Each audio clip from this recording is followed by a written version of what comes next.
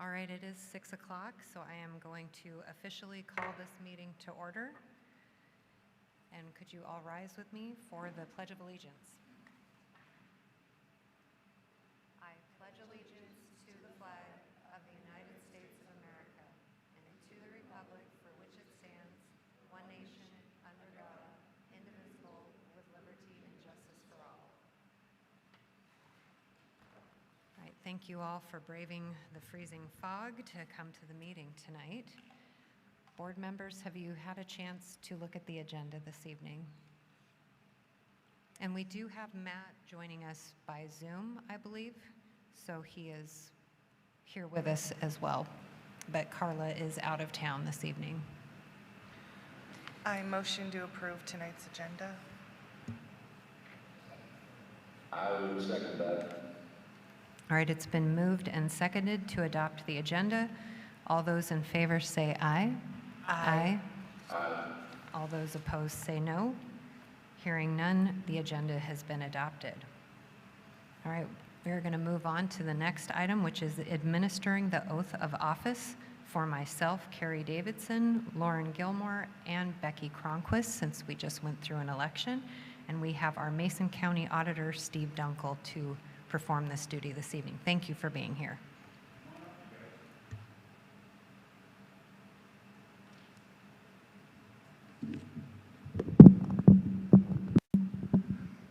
We'll do a mic check here.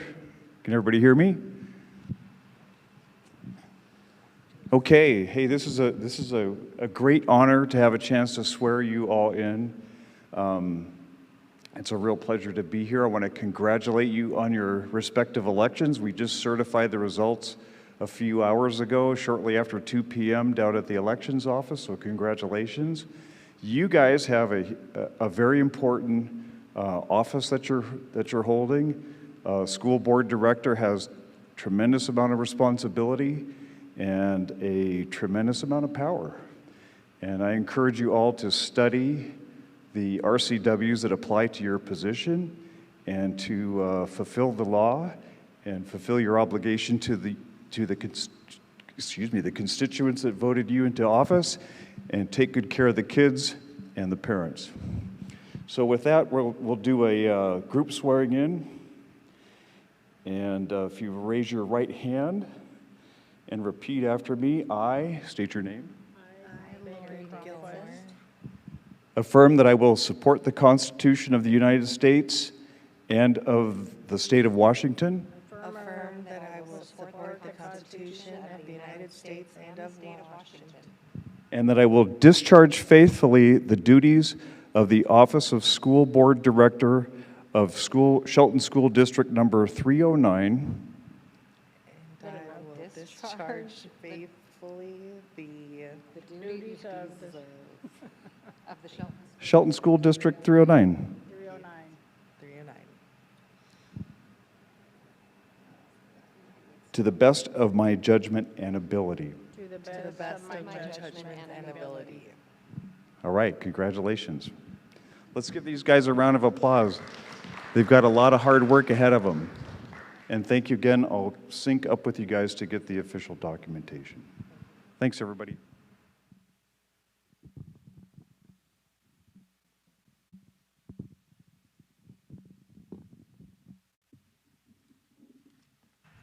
All right, thank you very much.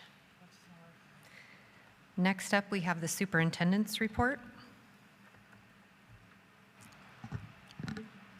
Thank you, Board President Davidson, other board directors, our student representatives, our families, guardians, staff, and community members. I'm going to follow right on the heels of our auditor, Mr. Dunkel, in regards to congratulations. We have now, including our incumbents, Davidson, Gilmore, and Knutson. We also have now Ms. Director Cronquist, and it's really nice to have her on the board as well. Really is as he was mentioning, what a job. It's a volunteer job. I mean, when you're a director, you're volunteering, which a lot of people don't really recognize. A lot of information, a lot of reading, and most certainly if you're new to a school board, There is just a ton of information coming at you, a lot to learn. I just would really think about that also as just a civic responsibility, I think, right now, especially here in the United States. I think we should honor those who are willing to give their time, and most certainly as volunteers. And for the students here in Mason County and for the Shelton School District, I think it's really important for our youth to see you. I'm really glad and proud that we have student representatives to see this process go through, ask their questions, be involved in it, and of course our directors are models for our youth in that regard as well. Oversight is really important, and setting the right direction for our youth is just absolute paramount. So congratulations to you. I'm switching gears here. 2 weeks ago, we had our teacher leaders do what we call lab days. So it was an opportunity for some of our teachers at the elementary level to host other teachers and administrators to talk about literacy instruction. Really fun to watch our teachers work with their students and about what are some of the evidence-based practices that we're really looking forward to supporting our students with high-quality literacy. Again, and this is in our strategic plan. But they were also doing some really other great moves that we think are really important, such as structures and routines, student engagement, and then also around building student independence and voice. Those are really critical skills that we want for our students. They are in our beliefs, so if you see those kind of things about, hey, what do we want? Our students helped us create those, and you can see them already even at the kindergarten level, which is really neat. So I just wanted to thank those teachers, in particular at Bordeaux Elementary, for hosting their peers 2 weeks ago, and that was really nice, and I've sent them a note, and so it's really special. I'll conclude today with just a little story. When you're the superintendent, I come across a lot of students, and I usually have a more surface level, brief conversation. But about 3 weeks ago, I ran into a student, and this particular student didn't have a whole lot to do. They were in the office, and I was like, well, what are you doing? And I'm waiting here to get my ride home. It was an early release day. I said, wow, that's great. So do you have any work? And the student said, no, I don't have any work. And I was like, well, okay, so where's your book? Not a surprise to come out of my mouth. I was like, where's your book? I don't have my book on me. You don't have who is your teacher? So the student gave me the name of the teacher. I knew the teacher very well. And I said, let's just go down to your teacher's classroom. Let's get a book. And so having this conversation on the way to the classroom, and of course we were talking about vegetables, like she was wondering about why I was so tall, and we had this great conversation. She was alive. She was really telling me about all the things she does like to eat, so that was a way of connecting. And then I said, well, hey, what kind of book do you want? She says, oh, I like realistic fiction, usually with a little bit of a dark theme. I was like, oh, that's great. Let's go find something about realistic fiction. Went in there, the book room, the classroom library, all set up, really easy. She knew how to navigate it. We went through, we did some book shopping, landed her with a great book. She was super excited about it. And then I got her back, got the office, got her comfortable, and she was reading for a sustained period. Well, the reason I'm telling you the story is not so much about, in particular, around reading, but the reason I'm telling you that story is because it is so important about the relationships we build with kids. Because later on, she told her teacher, I don't think he really should be called Mr. Jesse. I think he should just be called by Vince. I think his name should be Vince. And I think that's so cool because students, when you do engage them and you do build the relationships, even at the superintendent level, it is a good reminder for me that those relationships are really cool because you build really neat connections and help change lives. So anyway, I just wanted to tell a little story because not every day I get to have quite an extended conversation with some of our students, and that student was really special to watch her in particular and just learn more about her as well. So with that, I'll hand it back. Well, thank you for sharing that story with us. Next up is community comments, and I do have one who has signed in, so I will read our standard language around community comments. As part of the regular school board meeting, the board invites community members to make public comments in person and/or by phone as conditions allow. If speaking in person, please follow the public comment procedure by signing in and stating your name and address at the podium when called by the board chair.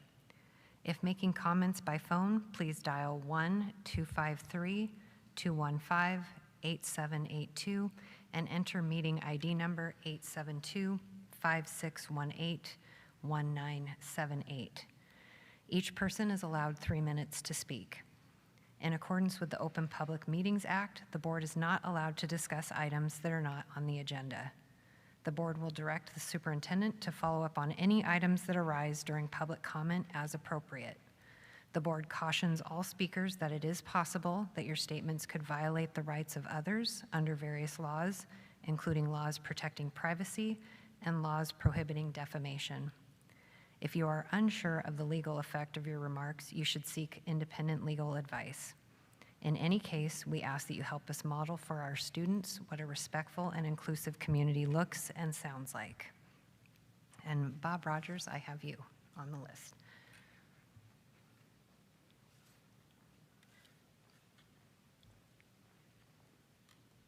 Thank you, Chair Davidson. I'm Bob Rogers, 229 West Wyandotte here in Shelton.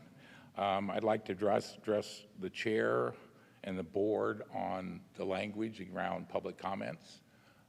Again, I commented on that about a month ago with language that was in the agenda. At the last meeting, there was an additional page stapled to the top of the agenda that reinforced that plus new language. I just want to make a comment that one of the critical things of a public agency is to take public input. And that's required for action items in the public meetings law. I want you to research some of this. I gave the chair, sent her some links to some other school boards that have language that is not as onerous as ours. In addition to that, I would like you to review RCW 4230-240, which is on public meetings and public comment in public meetings. The AG Ferguson has several things on public disclosure and public meetings and public comments that are very easily found on his website, and not take anything that organizations that you belong to as given, as gospel. Please do your research and question why our language is like it is. So that's all I have. Thank you. Thank you.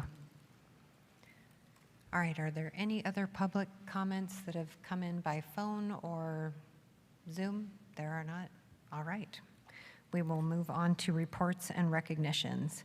And we always start with reports from our student school board representatives. And tonight, Riley is not able to be here, so we don't have a choice representative here.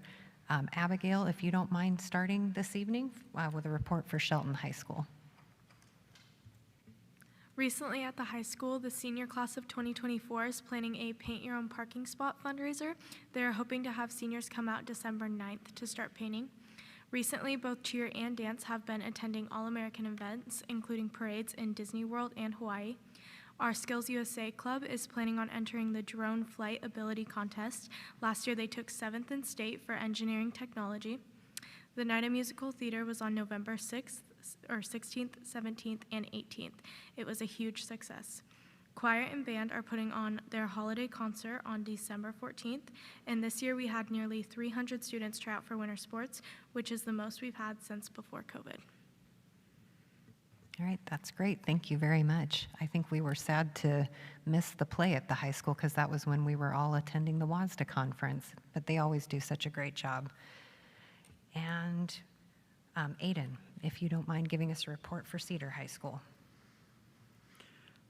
This Thursday from 4:30 to 6:30, we're hosting the Experience Cedar Project Showcase, and I have some flyers that I could hand out to you all after the meeting's over if you'd like. Yeah, that would be great. Or if you'd like to pass them down right now, we'd be happy to take those.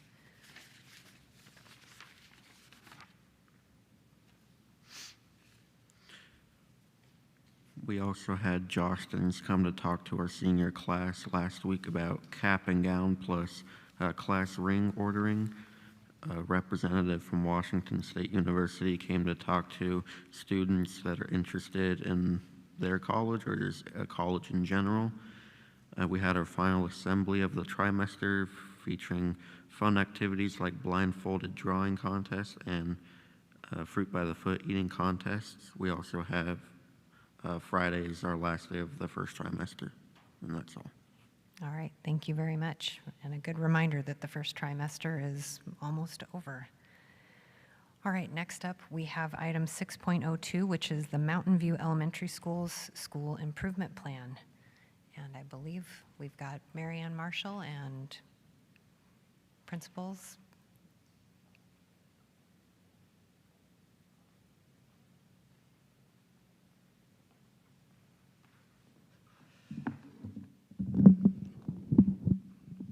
Thank you. I was listening to Superintendent Jesse's story, and then had I known that eating vegetables would have made me taller, I would have eaten a lot more vegetables. Mary Ann told me I had 30 minutes to, no, eight minutes. I can do that. For the board of directors, I've not had a chance to meet many of you. My name is Greg Woods. I'm new to Mountain View, and I'm new to the Shelton School District and the Shelton community. And to those of you here tonight, welcome to Mountain View. Just very quickly, just want to say it's only been a couple of months, but I have really appreciated my time getting to know the Mountain View community, the Shelton School District, and the Shelton community. So it's been a great move for me and a great transition so far. You can see we've got our school improvement plan. One of the things I wanted to mention, when you come into a new job, a lot of things have been done for you ahead of time, some things not so much. So I want to actually give thanks to Mary Johnson, the previous Mountain View principal who's now at OMS. She left Mountain View in an amazing state. And so if you look at the school improvement plan tonight and you like it, then I helped make it. If not, then Mary and Alex put it together. So, but I wanted to just sincere thanks to Mary. She did an amazing job at Mountain View. I know she's doing a wonderful job at OMS, and she left the school in a very good place. So I wanted to thank her for that. So I don't want to read through all of this, obviously, but we've got two goals. The first one is an ELA grade 3 goal.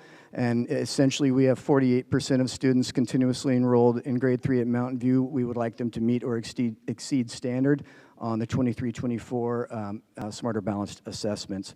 So rather than going through all of that material, and I won't read it to you, I tried to condense it down into some talking points. So in the strategies and systems and structures area, Mountain View students have the opportunity to experience the various components of essential skills of literacy on a daily basis. The daily experience is grounded in word study, fluency, comprehension, vocabulary, and more. The components work together to help students develop and strengthen literacy skills. School teams are consistently accumulating and evaluating data to drive instructional decisions, looking at systems and the ever-changing needs of our students. I'll backtrack just a little bit. Someone new coming to the district, I wrote this down, that as someone new, it's obvious to me that the Shelton School District is heavily invested in literacy for all students and high-quality literacy instruction for all students. That's not the same everywhere, and it's just a really impressive place to come work. So I think on the, let's see if I can figure this out.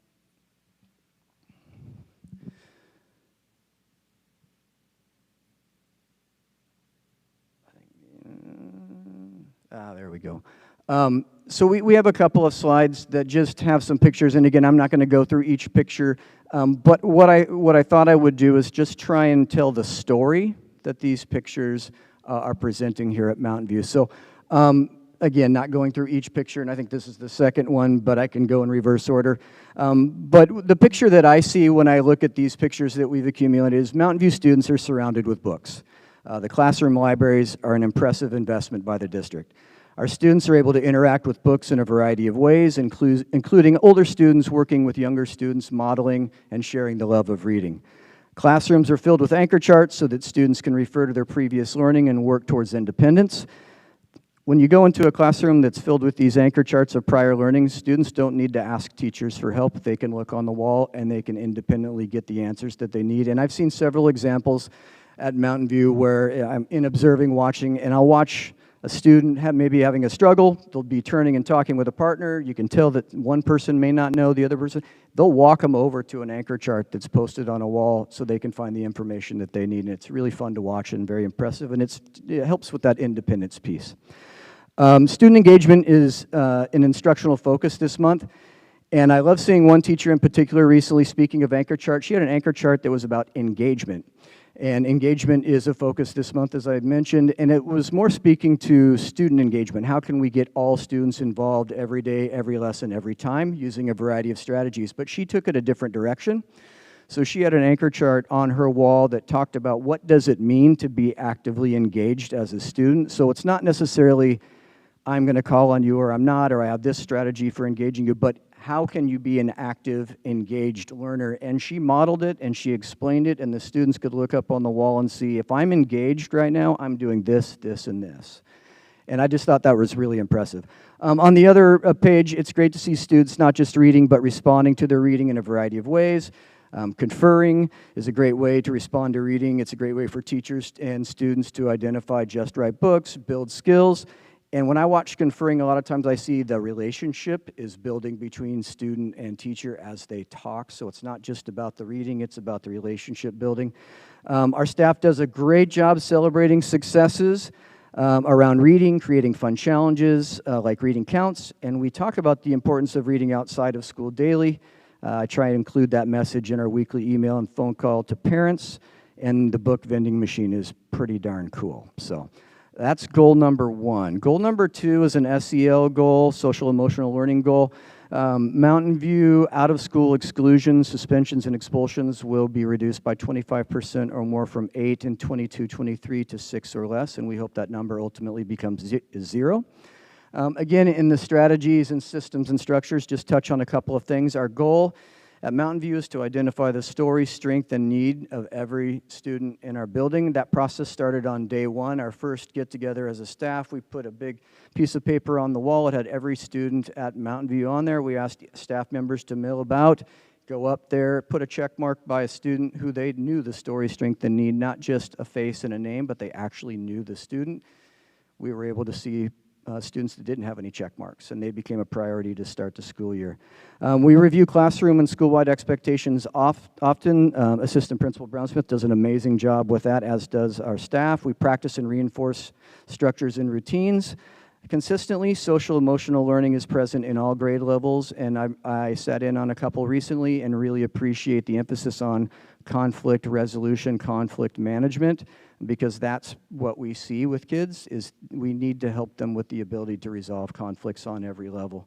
There are tiered supports available for all students, and we have teams that evaluate all of our systems, and they do an amazing job. That was another thing that I was really impressed with when I came to Mountain View, was the structure that was in place with all of our teams, Tier 1, 2, and 3, SST. I mean, the list goes on, but the thing, and I think I've said it to Superintendent Jesse and anybody that asks, the thing that stands out at Mountain View is, and this has nothing to do with me because it was in place before I got here, they know the kids here. Everyone has an adult and an advocate, they know the kids. So just very quickly before Marianne kicks me off the stage, on the picture front with this, a couple things that come to mind. Again, story, strength, and needs are first and foremost. Charts in the hallways, morning meetings are there to build relationships. I'm a big relationship person. Relationships matter. Greeting students at the door and around the building matters. Celebrations are important. We have lots of them. I've come to find out Mountain View really likes their celebrations. Be kind, be safe, be a learner is our motto, if you will. It's important to us because we can connect pretty much everything that happens with students back to that. We can relate it to being kind, being safe, and or being a learner. We have proactive conflict management strategies, as I mentioned, self-management strategies through our SEL work.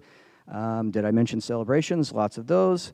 And one of the things that I've enjoyed, there's a 4th grade leadership group here, and giving those students opportunities to be leaders within the building.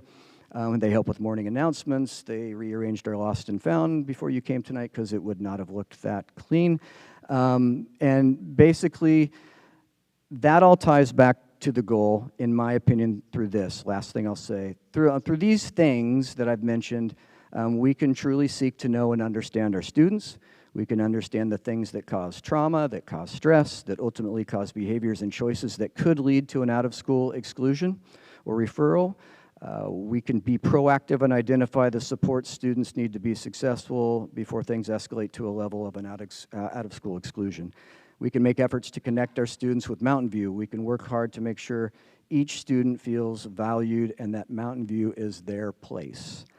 I think if we can do those things, we can help bring down our out-of-school exclusion rate and referrals and a variety of other things. But it's about connection and about relationships for me. So that's what I have. Questions? All right, board members, do you have any questions or comments for the principal? And Matt, if you are with us still too, we don't see you on the screen, so you just let us know if you would like to make a comment as well. Yeah, I had one quick question. I see the 48% at the end of the year with the testing and all that. What, if anything, are we doing on a if not daily, weekly, monthly level to assess, make sure that people are where they need to be to hit that 48% mark, so that if we need to turn the ship, we can? Thank you. And as a reference point, it wasn't on the slide, but the baseline for last year was 42%. So 48% is an ambitious goal, but speaking with the third grade team, when coming to Mountain View, reviewing the school improvement plan with them and the rest of our stuff, they said, no, we want that challenge. We can reach that goal, and we don't want to adjust the number at all. So back to the question. The other thing about the third grade team here at Mountain View that I really appreciate is they're data thirsty and they meet all the time. So from a grade level team perspective, they're probably one of the tighter grades we've got just in terms of like-minded thinking, using data to drive decision making, meeting weekly, bi-weekly, making adjustments on the fly, taking that information, bringing it to Alex and myself, taking that information and coming to our MTSS leadership team. So a lot of times we will take the information that they give us and the opinions that they have about adjustments that should be made, through our assessments, and we'll work together to come up with a solution if there is a solution needed or an adaptation to what we're doing. So I think it starts with, if we're speaking just about the school improvement plan, just about that goal and that 48% in third grade, it starts with that team and those kids. They're very in tune to those kids, the story, strength, and need, as I mentioned before, but they're also very in tune to the assessments and daily. I mean, the assessments are daily, they're weekly, they're monthly, and they share those with Alex and myself and our leadership team. And again, collectively, we make decisions on where are we on target, and if we're not, what adjustments are we going to make to be on target? I hope that answered the question. All right, Matt, did you have any other questions?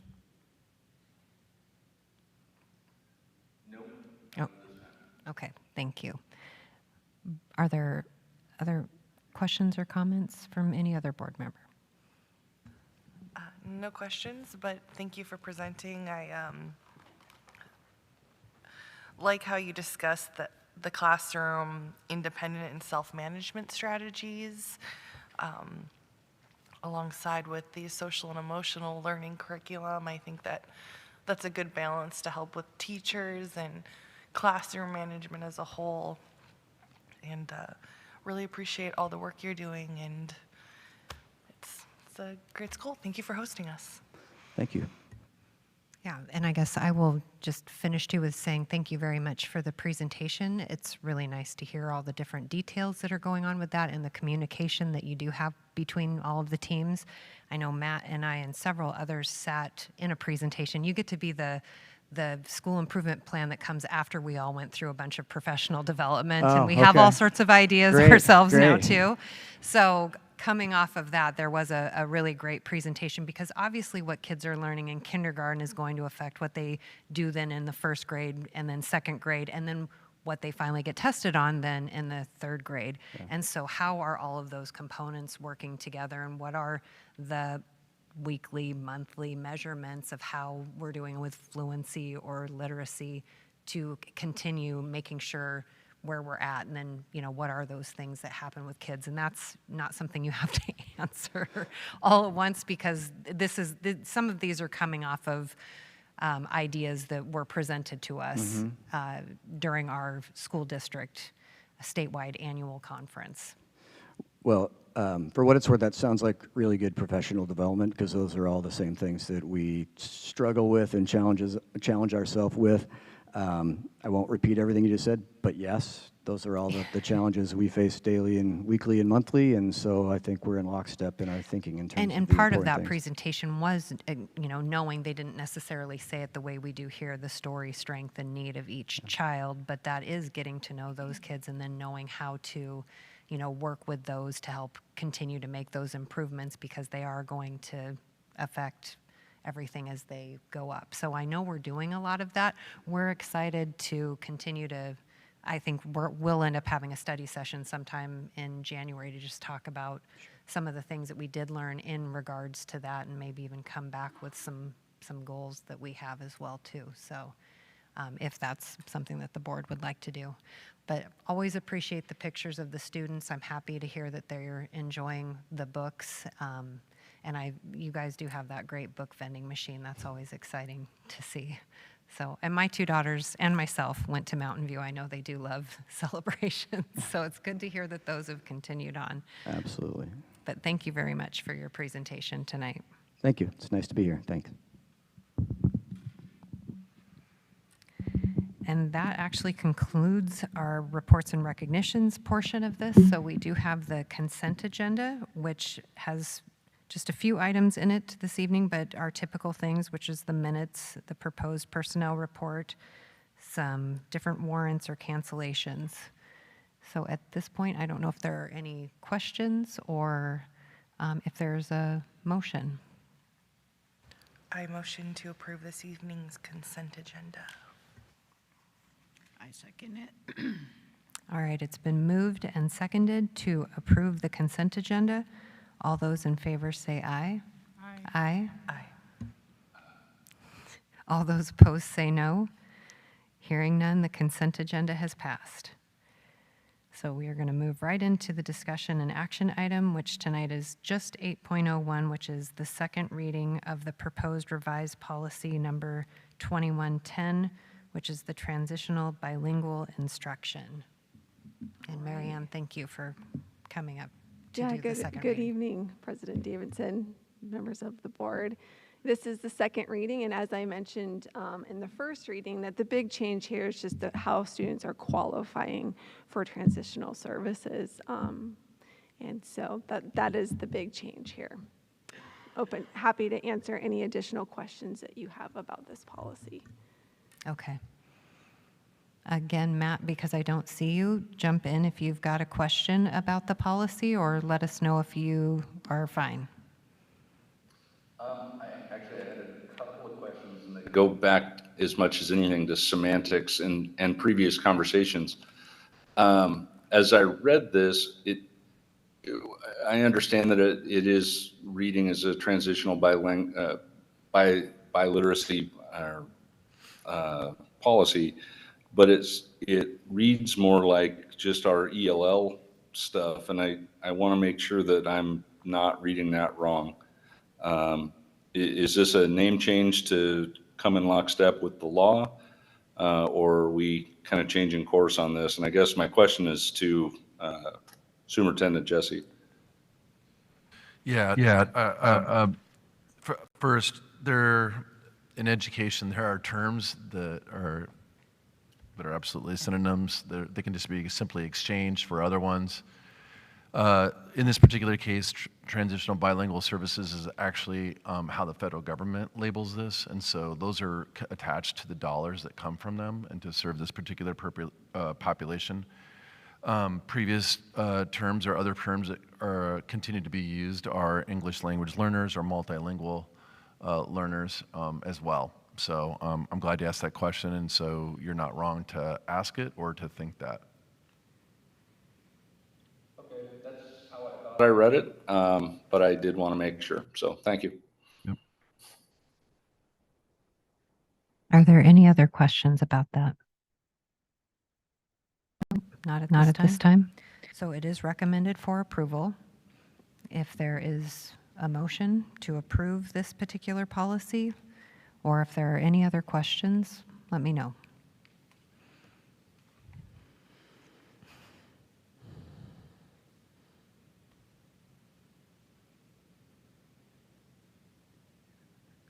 I would make some motion to approve it, but I don't have it in front of me to read the text. So somebody else would have to do that.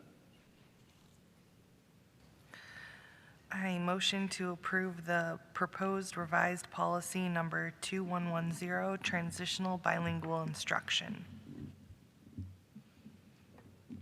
And I will second that. All right, it's been moved and seconded to approve the proposed revised policy number 2110, which is the transitional bilingual instruction. All those in favor say aye. Aye. All those opposed say no. Hearing none, the proposed revised policy 2110 has passed. Thank you. All right, thank you very much. And now we're whipping through this meeting this evening. Now it's board member comments, and Matt, I'm going to start with you again. Well, hello from sunny Mexico. It was 83 degrees today, so I do not deal with the freezing fog. We all just got back from the WASDA conference. We had an overwhelming time, I think, would be the best way to put it. We all learned a lot. The conversation at dinner was insightful, to say the least. One of the things that I do want to go back to that I've been pushing now for a while is that there were 100 student representatives there. I really do want to work towards having our student representatives involved in that in the future. It's a great leadership learning opportunity for them, as well as really helping some of those folks come out and move on and do bigger and better things. I am interested in the senior paint your parking spot thing. Curious how that's going to work and how long that paint's going to last. And Aiden, who won the fruit by the foot eating contest, and how many feet of fruit did they eat? I think our freshman person won, but I didn't watch it because it kind of disgusted me. Okay, thank you. That's all I have tonight. All right, thank you, Matt, for your questions. Did you want to answer the paint question? So the seniors are allowed to paint their own parking spots, and then I believe they are this Saturday painting them all white, the ones that they're planning on, because I believe purchase it, but it's not too bad, but it's for funds for the senior class. So but they should just last till the end of the trimester, or the end of the school year when they graduate. And then I think next year's seniors, so class of 2025, will probably repaint them. All right, thank you for Go ahead. So they're just painting them white? No, they're doing the base of them white, and then the seniors will come out December 9th to do their own painting. Okay, so it's going to be an artsy thing with, colors and all that. Yeah, they can do whatever they want to. Outstanding. I look forward to seeing that. If you haven't been to North Mason High School, they do it there. So you can always drive up there and take a look at the example of that. I believe I was there for the volleyball match that happened earlier this year, and they did have painted spots. A number of schools do that. So yeah, it can be very fun. So I think that's neat that they're getting a chance to customize their own parking spot. So, all right, Lauren, do you mind going next? Or If you haven't heard, we were at a WASDA conference, and it was really good to network and sit and talk. And we sat in on a lot about ways to support family and students in the communities and ways to be measuring and monitoring success in the district. And I'm excited for us to be able to take some of our favorite concepts and ideas and get together and see how we can utilize these to provide better information out to you at these meetings. And thank you again for all these school improvement plans. It's been really great starting from fall this year and getting to hear all the schools and what they're doing and what we're measuring and setting as our success. So thank you. All right, and Director Cronquist, do you have any comments this evening on your first meeting? Well, I attended the WASDA conference too, is impressed on how they managed the flow of everything, considering all the number of people, the number of breakout sessions. And I did learn a lot. I was most impressed with Elma's mastery program that they're working on. Very impressed. So that might be something to look into. Yeah, thank you for your comments.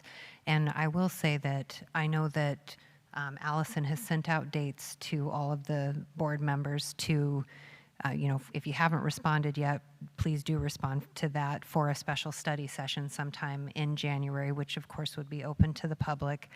And we, at that time, are going to be going over kind of our board roles and responsibilities, and also bringing to that meeting some of the items that each one of us wants to discuss from the WASDA training session, because we went to a number of different sessions individually, but some of us found ourselves in similar or the same ones, and that will be a good time for us to come together and kind of decide with the superintendent what we might want to go forward with.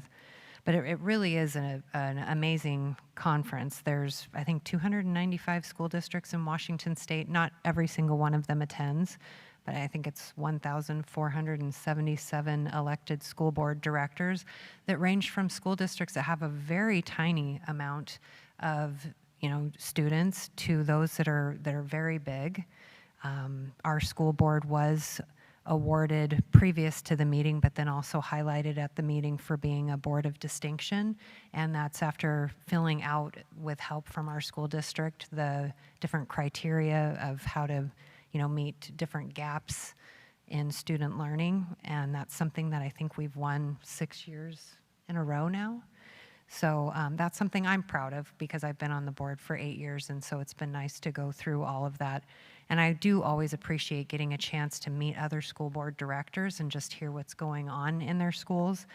I also am now sitting on the Trust Land Advisory Committee, which is a WASDA committee, and learning more about what the legislative agenda may be going forward with that, and just the different money that comes from the timber trust lands. And our school district does get funds from that, and it's a lot more complicated than I would have thought.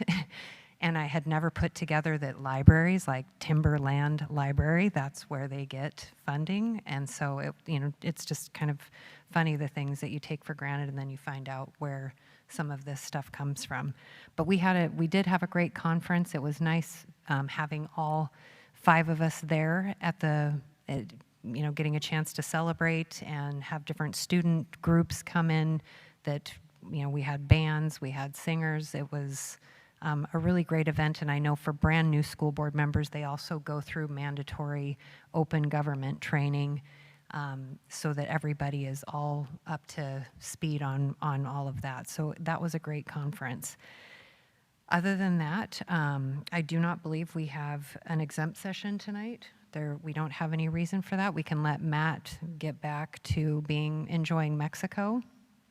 But yeah, at this point, we can, if somebody would like to move to adjourn, we can close the meeting out, and we will need to stick around just to sign some documents this evening. Well, if the motion is to adjourn to let Matt go back, then I can't Then you're not possibly going to do do that. Just kidding. I motion to adjourn the meeting. Yeah, the one time you will. All right, it has been moved and seconded to adjourn the meeting. All those in favor say aye. Aye. Aye. All those opposed say no.